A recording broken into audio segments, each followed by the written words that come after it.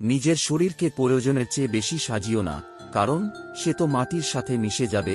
সাজাতে হলে চরিত্রকে সাজাও, কারণ মৃত্যুর পরেও মানুষ তোমাকে স্মরণ করবে। জীবনের 5টি সত্য কথা। 1. মায়ের থেকে বেশি কেউ ভালোবাসে না। 2. গরিবের কোনো বন্ধু হয় না। 3.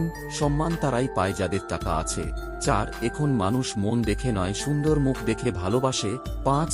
যেই মানুষটি নিজের হয় সেই মানুষটি কষ্ট দেয়। মানুষ সবসময় ভাগ্যের কাছে হারে না, কখনো কখনো প্রিয়জনের অবহেলা আর বিশ্বাসের কাছেও হেরে যায়।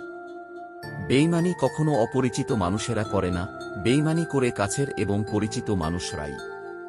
লেবু বেশি টিপলে যেমন তেতো হয়ে যায়, ঠিক তেমনি কাউকে বেশি ভালোবাসলে তার অহংকার বেড়ে যায়, তাই কাউকে তার চাহিদার চেয়ে বেশি ভালোবাসা দেওয়া উচিত না। মধ্যবিত্ত মানে একদিন সব ঠিক হয়ে যাবে, আর সেই দিনটার জন্যে বেঁচে থাকার লড়াই।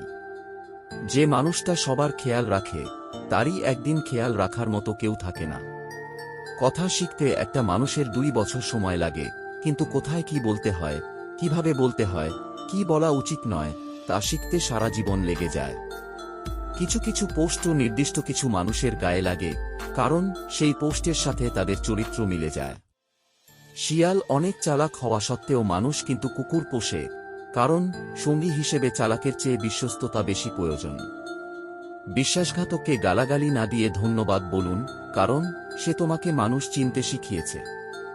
আত্মসম্মান এর থেকে বড় আর কিছু নেই।